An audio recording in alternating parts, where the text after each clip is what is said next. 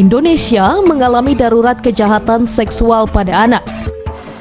Hal itu ditegaskan dalam dengar pendapat antara Panitia Kerja Komisi 8 DPR RI, Komnas Perlindungan Anak, dan ASEAN Commission on the Promotion and Protection of the Rights of Women and Children di gedung DPR pada tanggal 21 September 2015 yang lalu.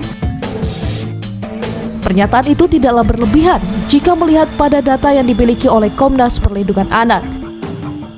Yakni dari seluruh kasus kekerasan yang terjadi pada anak, 58% diantaranya adalah kejahatan seksual. Secara keseluruhan, sebanyak 21 juta anak menjadi korban pelanggaran kejahatan dan kekerasan. Adapun kejahatan seksual paling dominan, diikuti 42% kasus kekerasan fisik, pelantaran, penculikan, eksploitasi perdagangan anak untuk komersial. Data yang dihimpun pada 34 provinsi dan 179 kabupaten kota seluruh Indonesia sepanjang 2010 hingga 2015. Angkanya terus mengalami peningkatan. Menurut Komnas PA, pelaku dari kejahatan itu sebanyak 90% dari kalangan terdidik dan korbannya adalah anak-anak dari keluarga ekonomi rendah. Bahkan, predator terhadap anak-anak itu berasal dari kalangan terdekat. Para predator melakukan aksinya di setiap kesempatan, pada lingkungan sekolah, berlandaskan agama maupun non-agama, ruang publik, panti asuhan maupun di pondok-pondok, termasuk lembaga pendidikan yang mengajarkan kekerasan dalam pendidikan terhadap anak. Mirisnya, para pelaku kejahatan seksual terhadap anak belum dikenai hukuman secara maksimal, serta tidak ada perlakuan hukum berkeadilan. Seperti yang dicontohkan Ketua Komnas PA Aris Merdeka Sirait, yakni saat persidangan dan pembuktian hukum justru mengharuskan adanya dua alat bukti seperti visum dan saksi. Haruskah ada orang yang terlebih dahulu untuk menyaksikan kekerasan seksual itu terjadi, baru hukum berkeadilan dapat diberlakukan?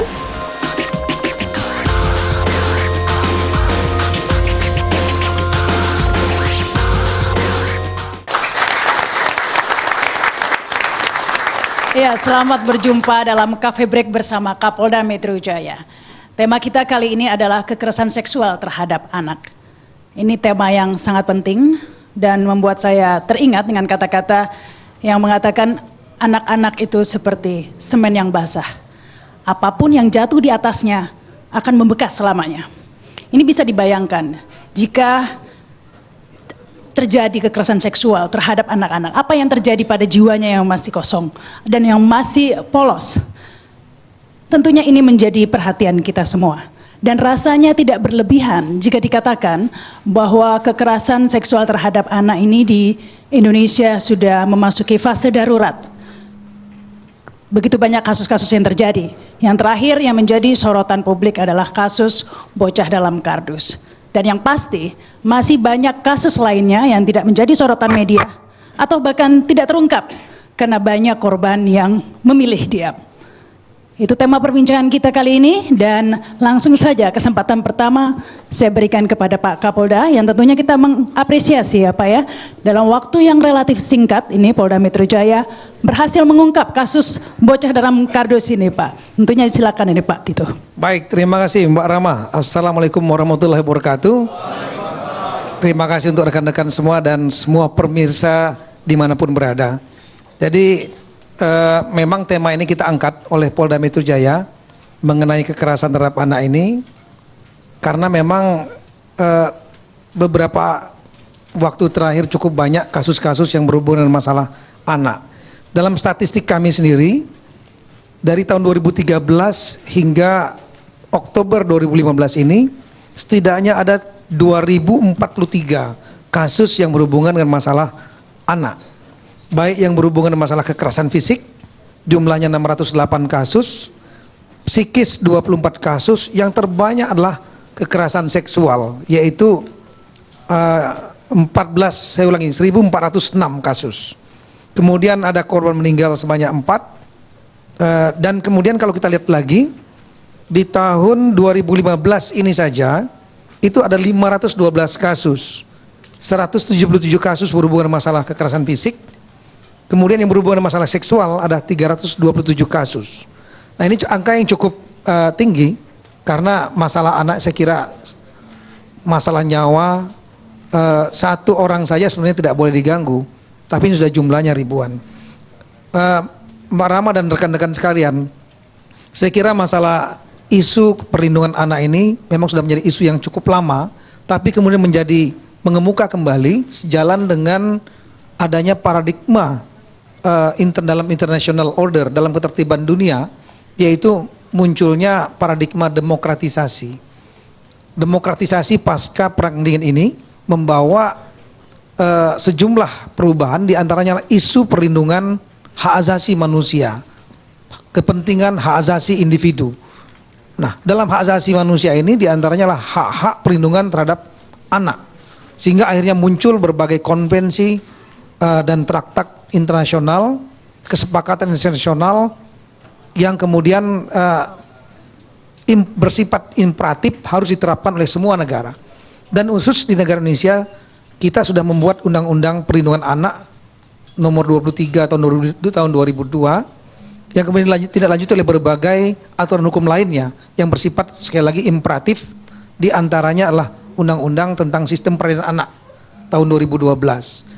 Dalam undang-undang ini bahkan ada beberapa hal yang khusus yang berbeda dengan undang-undang yang lain, seperti penahanan ini juga sudah diisyaratkan, kemudian waktu penahanan juga dibatasi dengan cepat, bahkan petugas hukum yang lalai untuk menerapkan undang-undang perlindungan anak ini dapat dikenakan pidana. Jadi penyidik misalnya yang melakukan penahanan melewati batas waktu ditentukan dapat dikenakan pidana. Beda dengan undang-undang lain. Undang-undang lain misalnya polisi, penyidik melewati masa waktu penahanan, maka mungkin akan dapat dikenakan peradilan. Tapi ini tidak, pidana sanksinya. Nah, oleh karena itu ini menjadi penting bagi kita semua. Nah, dalam terminologi perlindungan anak ini kita mengenal adanya paling tidak 4 jenis child abuse, yaitu penyalahgunaan anak ini, mulai dari yang emotional abuse, kemudian jadi mengintimidasi yang membuat anak menjadi tidak nyaman. Kemudian ada lagi namanya verbal abuse, yaitu tekanan kepada anak melalui keras, kata-kata keras, dibentak dan seterusnya. Kemudian physical abuse, itu yang kita sebut dengan kekerasan terhadap anak, kekerasan fisik ini yang menjadi topik kita saat ini. Yang kemudian yang terakhir saya kira adalah sexual abuse. Ini yang terjadi dalam kasus seperti di Jakarta Barat yang dalam kardus. Nah, kita melihat bahwa kasus anak dalam kardus ini hanyalah salah satu dari berbagai jenis perlindungan anak, pelanggaran terhadap perlindungan anak ini. Di depan mata kita sebetulnya banyak sekali yang terjadi. Misalnya kita melihat di tempat kaki 5 atau di perempatan-perempatan, banyak sekali anak-anak yang mereka dieksploitasi menjadi pengemis misalnya, pengamen dan lain-lain. Bahkan dalam berbagai demonstrasi yang kami tangani, di Monas, di DPR, berbagai demonstrasi, anak-anak dibawa untuk ikut dalam demo.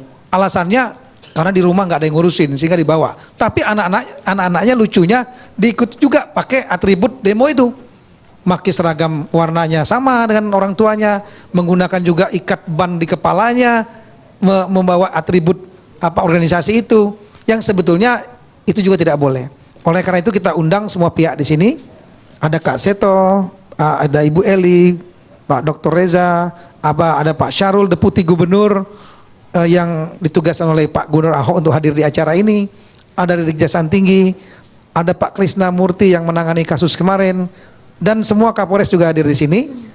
Kiranya dapat menjadi masukan untuk kita semua, kita sharing pagi ini, Bu. Terima kasih. Baik, terima kasih Pak Kapolda.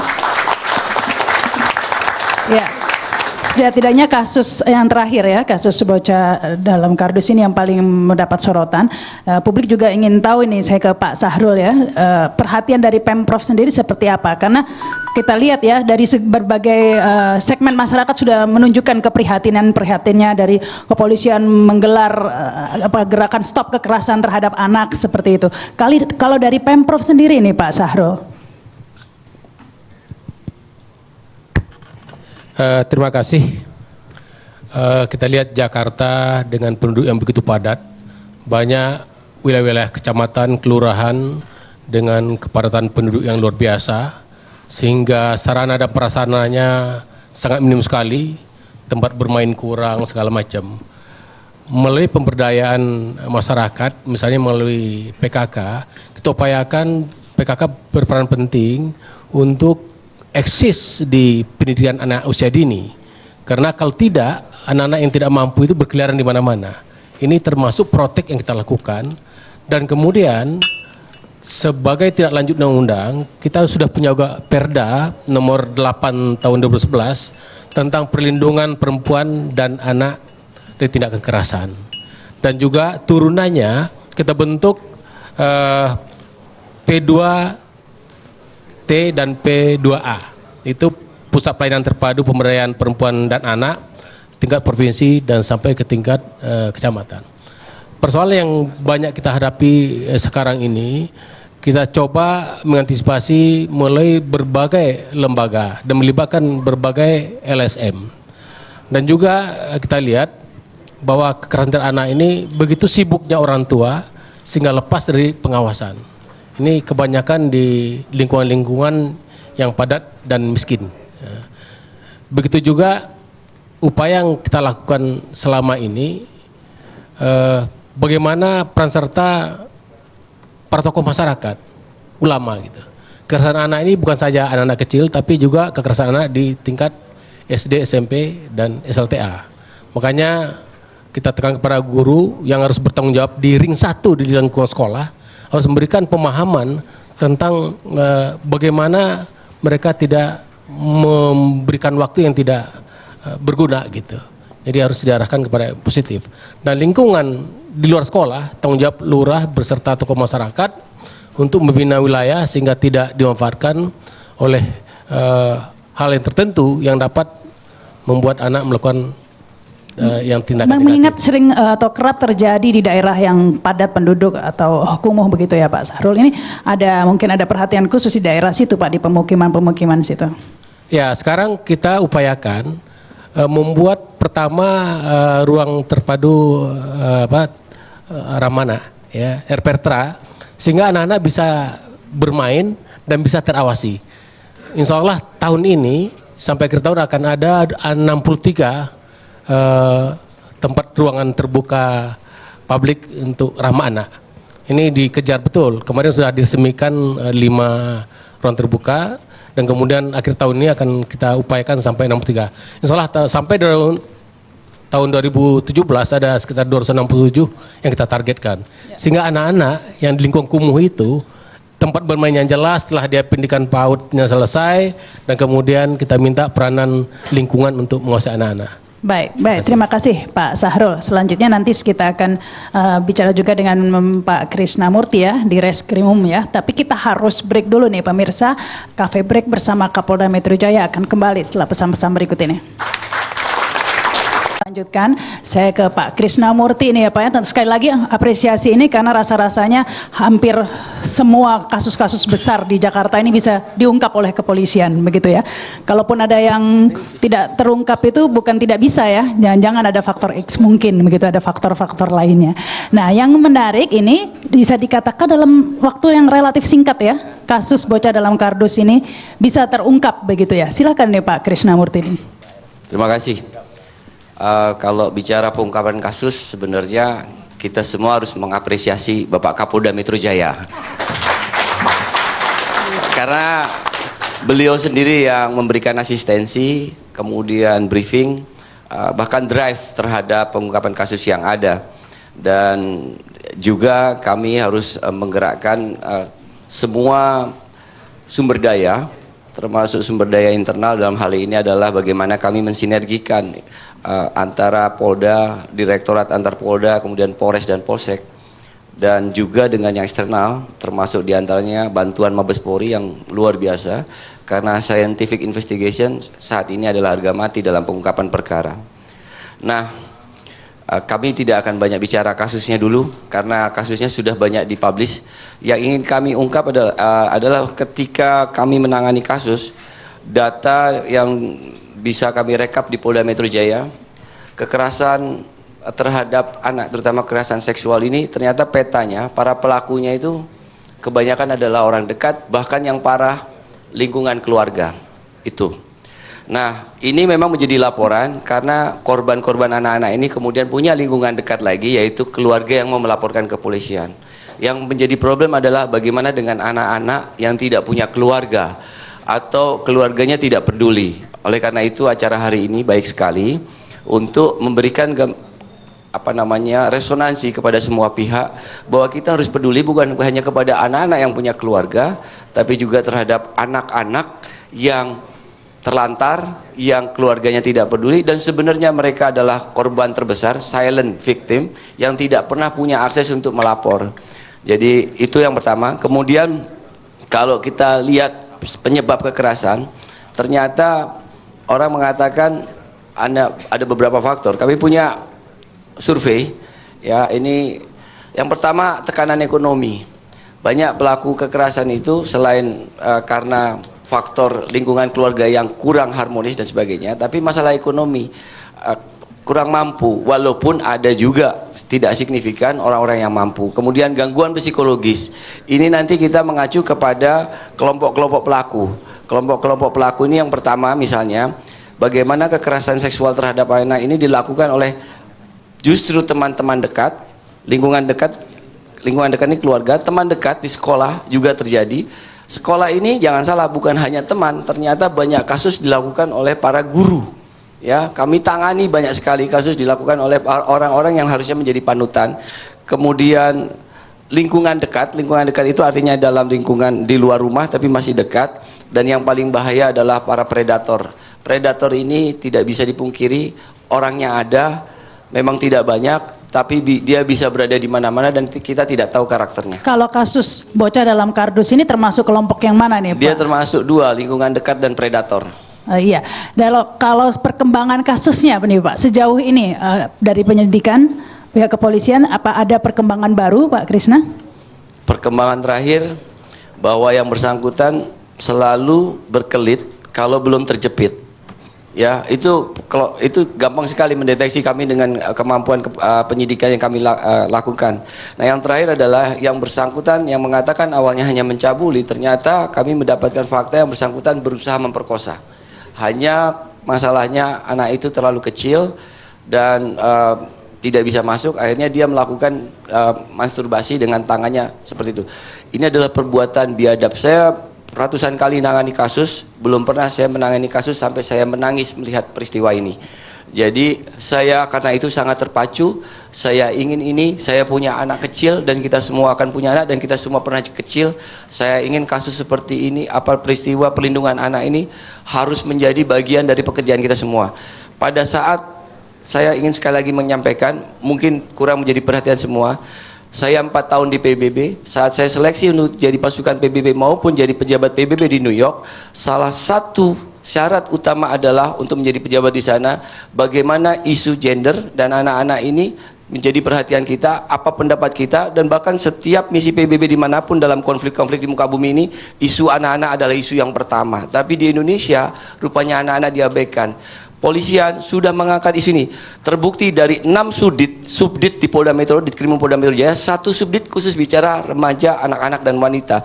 Artinya Polri sudah memberi concern, penegakan hukum sudah banyak sekali. Tapi kalau dari awalnya bendungan itu tidak dilakukan, bagaimana hulunya itu terjadi yang namanya preemptif proaktif, kita bicara bukan hanya itu, bukan peran Polri, preventif bukan hanya peran Polri. Polri bicara kepada faktor represif. Bapak Kapolda hari ini mengadakan acara yang namanya preemptif proaktif. Tapi setelah ini apa? Inilah para stakeholder semua mengangkat isu ini, kemudian melakukan langkah-langkah yang implementatif, bisa dieksekusi. Contohnya bukan hanya wacana. Ada kita bagaimana sekolah punya kepedulian menjadi bagian dari kurikulum untuk membuat anak-anak itu aware tentang penghindaran dan pencegahan. Ya. Saya punya anak sekolah di Amerika, tidak akan boleh pulang kalau orang tuanya belum jemput. Kemudian anak-anak yang terlantar pada jam sekolah, polisi nangkep bapaknya, kenapa anak ini nggak sekolah? Di Indonesia apa yang terjadi? Anak-anak terlantar dibiarkan seperti itu. Jadi hal-hal seperti ini mungkin tidak peduli. Silakan diangkat isu-isu bagaimana supaya negara ini peduli kepada anaknya. Itu concern saya. Kalau masalah penegakan hukum, kami akan lakukan semaksimal mungkin, tidak pandang bulu. Masalahnya kami tidak akan mengekspos terhadap hal-hal yang bersifat sensitif, karena bagaimana ini juga ada perlindungan terhadap korbannya. Iya, okay. Tetapi Berdasarkan pemeriksaan Pak Krisna, apakah sudah ada kesimpulan misalnya ya, apakah pelaku ini termasuk pedofil ataukah bukan begitu? Dia kayak kita begini, dia sebenarnya mau melakukan hasratnya ini, dia berbelanja jajan sebulan 3 kali. Dia melakukan hanya terhadap orang-orang yang tidak melawan, tidak perlu flirting, tidak perlu membujuk berpacaran karena itu membutuhkan energi. Dia hanya melakukan terhadap orang-orang yang tidak memerlukan perlawanan, dibayar selesai. Ketika dia tidak punya uang, kemudian matanya gelap, dia lihat anak kecil, dia lakukan. Bisa dikatakan pedofil, bisa dikatakan predator, bisa dikatakan apa? Intinya orang-orang seperti ini ternyata ada dengan karakter-karakter yang sudah disajikan dalam berbagai literatur ilmiah, antara lain suka mendekati anak-anak. Saya bacakan sebentar modusnya: dibujuk rayu untuk mendapatkan hadiah. Dia ngumpulkan anak-anak, dibawa ke mall, Citraland, dibelanjakan baju anak-anak. Jadi orang-orang anak-anak itu bilang bapak ini baik, sehingga nantinya ketika dia melakukan aksinya dia mudah tanpa perlawanan. Kemudian diberi minuman keras atau narkoba. Ini ternyata ada di Jakarta. Dan ada korban-korban lain, misalnya modusnya kencan melalui media sosial dan diancam, korban diancam. Anak-anak ini biasanya kalau diancam takut, kecuali kemudian dia merasakan sakit yang luar biasa, orang tuanya curiga. Tapi kalau dia tidak merasakan sakit yang luar biasa, orang tuanya tidak curiga. Seperti misalnya kami mendengar bahwa sehari sebelumnya korban pernah bercerita tentang sakitnya, tapi mungkin orang tuanya tidak aware. Berarti kepedulian orang tua juga ada. Ya, tetapi kalau dikatakan tadi sering membawa anak-anak jalan-jalan ke mall, memberi anak-anak uang jajan. Ya. Nah, ini bisa ditelusuri tidak Pak? Dananya dari mana? Mengingat ada narkoba juga yang tidak murah juga ya untuk memperolehnya. Sementara pelaku hanya membuka warung kecil-kecilan ya Pak ya? Ya, nah ini dari mana penghasilan? Kelas anak-anak itu kan 20.000, 50.000 cukup, Mbak. Bukan yang kelas juta-jutaan. Mereka cuma dikasih 20.000, 30.000 kok. Itu 50.000 sudah. Mungkin saya mau nambahkan dikit ini. Silakan, Pak. Iya, Mbak Rama. Jadi dalam kasus yang di Kalideres ini memang perlu dicari faktor pendorong utamanya dia melakukan kekerasan terhadap korban ini. Apakah karena memang kelainan seksual, pedofil, atau apapun juga, atau mungkin karena faktor narkobanya. Karena yang bersangkutan ini juga adalah pengguna narkoba. Dan pada saat ditangkap oleh timnya Pak Krisna, dia juga urinnya positif ya, positif, dan dia juga mengakui bahwa dia meminum air bekas rendaman shabu-shabu. Ya, nah ini apakah karena faktor narkobanya mendorong itu, atau karena faktor pedofilnya, kelainan seksualnya, atau mungkin narkoba ini yang kemudian membuat otaknya menjadi rusak sehingga kerusakan ini membuat terjadinya kelainan seksual. Nanti mungkin Ibu Eli juga akan bisa menjelaskan itu. Dalam kasus yang kedua juga yang menonjol di Jawa Timur itu ibu anak yang dibunuh, kita melihat bahwa selain dia mau merampok, mencari barang-barang milik korban, ibu anak dibunuh ini, juga kita melihat faktor narkoba juga menjadi penyebab. Karena apa? Yang bersangkutan adalah pengguna narkoba, residivis juga narkoba, dan pada saat diperiksa urin juga dia positif narkoba juga. Nah, jadi kita melihat bahwa faktor narkoba memiliki hubungan yang sangat erat dengan kasus-kasus terhadap anak ini. Saya kira itu, Mbak. Baik, terima kasih ya. Selanjutnya mungkin ke Pak Krisna lagi. Kalau berdasarkan pemeriksaan Pak, apakah pembunuhan itu memang sengaja ataukah hanya karena anak memberontak atau bagaimana Pak berdasarkan hasil pemeriksaan? Sudah pasti disengaja. Artinya demikian. PNF ini bukan korban pertama. Korban sebelumnya ada T yang berusaha untuk dicabuli, namun beruntungnya T malam itu dia tidur bersama 4 anak yang lain, sehingga ketika dia melawan, pelaku tidak berani untuk melakukan kekerasan terhadap yang bersangkutan. Tapi kalau malam itu T sendirian di ruangan itu, mungkin T adalah korban yang pertama. Demikian. Jadi memang bukan hanya kelainan seksual pedofil saja, tetapi juga ada sadisnya Pak ya, karena ingin sampai melukai dan membunuh begitu. Untuk analisa tentang psikologi dan psikiatri terhadap pelaku, kami akan mengundang para ahli. Jadi nanti ahli lah yang akan bicara. Karena kami tidak bisa melakukan analisa. Kami melakukan analisanya tentang sebagaimana yang disampaikan Bapak Kapolda, ada berbagai sebab. 2 pelaku di Jakarta Barat dan Jakarta Timur sama-sama pengguna narkoba akut, ya. Untuk AG ini, dia dari kelas 5 sudah keluar sekolah, sudah bernarkoba dari kelas 5 sampai umur 39 tahun. Jadi dia memakai narkoba sudah 20 tahun. Jadi ini faktor yang luar biasa juga narkoba ini ternyata di Jakarta. Iya, baik, terima kasih nih ya. Kita akan lanjutkan lagi pemirsa, Coffee Break akan kembali setelah pesan-pesan berikut ini. Langsung kita lanjutkan, dan saat ini saya sudah ada juga Bapak Asep Saifullah, ini adalah orang tua korban ya, orang tua PNF atau almarhum Putri. Ya, kami sekali lagi turut berduka cita ya Pak ya tentang musibah yang terjadi. Tentunya semua orang tua pasti bisa membayangkan apa yang Bapak rasakan saat ini. Tetapi sebelumnya Pak, memang bisa diceritakan sebelum kejadian, apakah memang ada tanda-tanda ya sepertinya ini yang pertama kali kejadian, atau memang sebelumnya sudah sering main ke tempat pelaku? Terima kasih.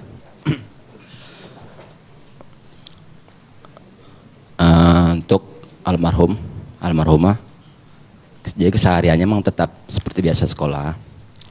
Jadi untuk keseharian untuk main di tempat pelaku itu jarang, dan bahkan nggak, hanya melewati aja seperti itu. Jadi keseharian almarhumah bermainnya itu di sekitaran rumah dan rumah keluarga besar saya. Kalaupun hanya bersepeda, itu ya emang ke lapangan situ. Tapi sebelumnya pernah mengeluh sakit atau seperti gelisah seperti itu, Pak? Untuk ke saya enggak ya. Beliau enggak pernah cerita kepada saya. Karena mungkin dengan intens saya yang mungkin, karena kebetulan kan almarhumah tidak satu rumah dengan saya. Jadi dengan mungkin kesibukan saya yang cukup padat lah ya. Tidak memperhatikan perubahan ya, apakah ada perubahan atau tidak. Tapi Pak Asep tahu tidak bahwa tetangga almarhum begitu ya, ada seorang yang residivis ini, dalam artian ini pelaku, sudah tahu itu? Itu sudah tahu, sudah tahu. Sebelumnya pernah pesan-pesan nggak hati-hati di daerah apa, jangan bergaul atau? Banyak sudah yang mengatakan itu. Sudah pesan. Tetapi secara pribadi sebelumnya dikatakan bahwa Pak Asep memang mengenal ya dengan pelaku begitu ya? Betul.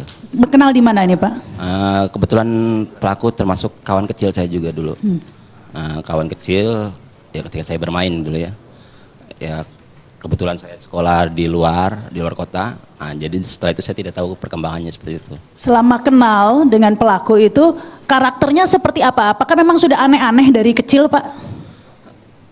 Kalau dari kecil belum ada ya. Cuman keanehannya itu kan ya masyarakat tahu lah kalau dia itu residivis narkoba.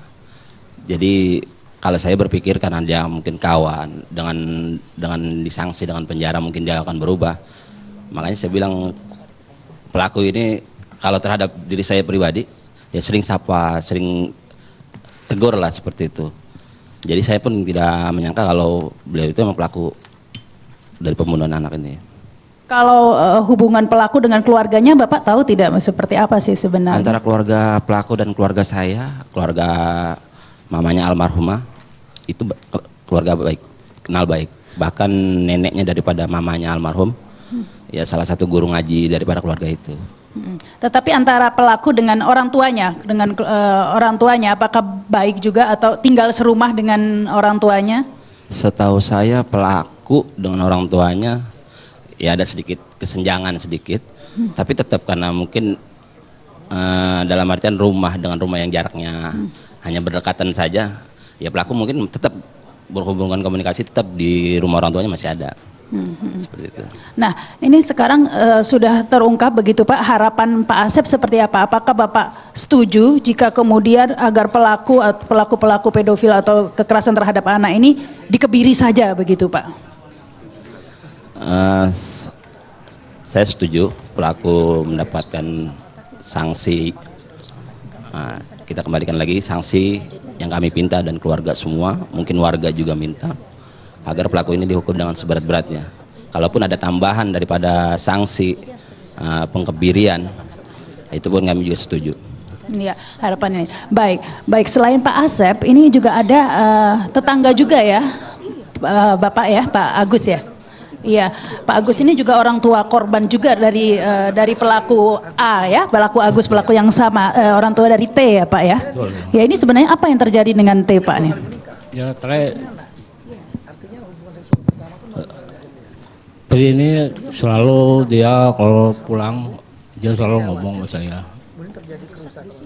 Sekitar jam malam, jam 6, dia bilang, Bapak mau belajar ke rumah teman. Begitu saya susul, nggak pulang 2 hari. Begitu tidur 2 hari, ada di dalam sama si korbannya, si Agus. Oh, Bapak mengetahui menginap di tempat sana? Ya, itu ada dari saksi yang melihat itu. Terus apa yang dilakukan Bapak? Pak Agus mengetahui putrinya bermalam ya di tempat pelaku, ini terus apa selanjutnya Pak? Ini selanjutnya saya ya seperti aja. Cerita tidak kemudian T apa sebenarnya yang dialami di tempat pelaku? Dia bilang pelaku itu katanya dicium-ciumin, dipegang-pegang. Ya begitu aja. Itu, dan itu juga yang menjadi kemudian berkembang kasusnya ya, kasus pencabulan. Ya, selanjutnya ada juga ini Ibu Suhaimi ya, Ibu Suhaimi ya. Ya, ini silakan Bu. Kebetulan Ibu juga putrinya mengalami menjadi korban juga ya Bu ya. Apa yang terjadi ini Bu? Ya setelah kejadian itu ya inventory penjahat ini yang jadi pelajaran buat kita. saya nggak bisa ngomong lagi Bu. Saya kalau ingat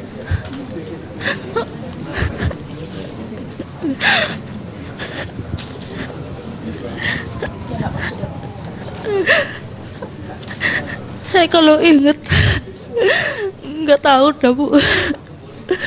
Sampai sekarang anaknya juga stres Bu.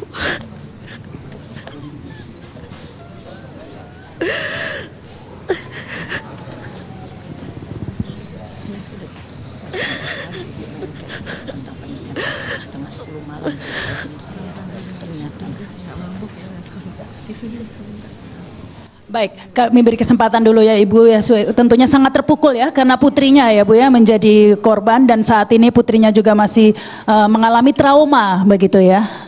Iya, mungkin saya beri waktu dulu Ibu untuk menenangkan diri. Saya ke Ibu Eli dulu ya Ibu ya. Mengapa ini Bu Eli kasus pencabulan anak ini semakin hari semakin kerap terjadi begitu ataukah memang hanya terungkapnya saja ini ya? Terima kasih buat kesempatan ini. Jadi sebetulnya Bapak Ibu dan pemirsa di rumah, kita sedang berada dalam sebuah bencana. Tapi bencana yang paling besar adalah karena kita tidak sadar ada bencana. Bencana itu adalah bencana kerusakan otak yang dialami oleh banyak pihak, dari orang dewasa sampai anak-anak berusia 6 tahun oleh karena pornografi dan narkoba. Tahun 2009 kami dari Yayasan Kita dan Buah Hati bekerja sama dengan Pusat Inteligensia Depkes telah menghadirkan seorang ahli bedah otak terkemuka dunia, Donald Hilton Jr. namanya, dan membuktikan memaparkan hasil-hasil penelitiannya di Amerika tentang bagaimana rusaknya otak seorang pecandu pornografi. Mobil jalan sangat kencang, tabrakan, yang kena adalah di atas alis kanan mata. Kalau di MRI, Pak Krisna, di MRI, Pak supir yang tabrakan itu sama penikmat pornografi mengalami kerusakan otak yang sama. Itu tahun 2009 di Auditorium Depkes dengan judul seminarnya Memahami Dahsyatnya Kerusakan Otak Akibat Pornografi dan Narkoba. Jadi ini adalah bencana teknologi yang tidak tampak pada mata, tidak terdengar oleh telinga, tidak bisa dirasa dengan hati. Jadi Bapak Ibu yang saya hormati dan teman-teman pemirsa di rumah, ini sudah masalah internasional. Saya adalah utusan Indonesia ke sidang PBB di CCPG Pak, ya, dengan topik 4 tahun yang lalu, Misuse of Technology Towards the Abusive World of Children. Jadi semua kita harusnya sepakat dulu sebab utamanya apa. Jadi ini bukan pedofilia saja, pedofilia dan tidak satu kasus, ini bencana. Ya, jadi saya merasa terhormat dan berterima kasih pada Pak Kapolda. Pak Kapolda ini Kapolda satu-satunya memfasilitasi saya bertemu dengan seluruh jajaran polisi seluruh Jakarta dan Bogor Depok untuk menceritakan tentang kerusakan otak ini. Mengapa saya sebut ini bencana, Bapak Ibu yang saya hormati? Karena 22% daripada pelaku, saya nggak mau mengatakan ini kekerasan seksual, ini kejahatan seksual, adalah anak-anak berusia 0-18 tahun. Kalau hukumannya dikebiri, Mbak Rahma, saya ingin bertanya, apakah kita kebiri juga anak kita ini? Anak siapa ini? Anak kita kan? Oke. Jadi pelaku kejahatan di sekolah berdasarkan analisa berita online yang kami lakukan, tentu saja angkanya tidak tinggi, tapi kejahatan seksual mencapai di 34 provinsi, pelaku guru 27 provinsi. Ya. Pelaku anak SMP SMA 26 provinsi, SD 14 provinsi, seks suka sama suka 11 provinsi. Korban 73% adalah anak-anak. Ya, pelakunya 22% adalah anak-anak. Kasus incest 25 provinsi. Yang rusak otak itu adalah tempat di mana dibuatnya moral dan nilai. Jadi nilai semuanya hancur. Kemudian perencanaan, kemudian kontrol emosi dan kontrol diri, kemudian konsekuensi. Jadi mau bikin kebiri apa segala macam, ya nggak akan berpengaruh. Pertanyaannya bisa disembuhkan tidak, Bu, kalau bisa disembuhkan. Sepakat dulu kita bahwa sebabnya adalah kerusakan otak karena pornografi dan narkoba. Kemudian kita pikirkan terapinya kami sudah siapkan, sosialisasinya kami sudah siapkan juga, bukunya ada, videonya ada, dikerjakan oleh Ibu dari Departemen Sosial. Kita bisa tinggal bekerja sama menggunakannya. Sudah kami buatkan videonya dan terapinya sangat panjang dan biasanya selalu gagal karena orang tua tidak terlibat. Jadi saya hanya mengharapkan bahwa 4 hal saya sampaikan pada pertemuan dengan bapak-bapak polisi yang lalu atas fasilitasi adalah: 1, tanyakan. 1, apakah bagaimana Anda berasal dari keluarga pecah atau keluarga utuh? Bagaimana hubungan Anda dengan ayah Anda? Ketiga, kapan pertama sekali Anda melihat pornografi dan mengkonsumsi narkoba? Dan keempat, apa hubungannya ketiga hal tersebut dengan kejahatan yang Anda lakukan? Ya, tapi pornografi dan narkoba itu bukan satu-satunya penyebab seseorang melakukan kejahatan seksual. Tapi ini penyebab yang menyebabkan kerusakan otak pada fungsi mulia otak yang membedakan manusia dengan binatang, Mbak Rahma.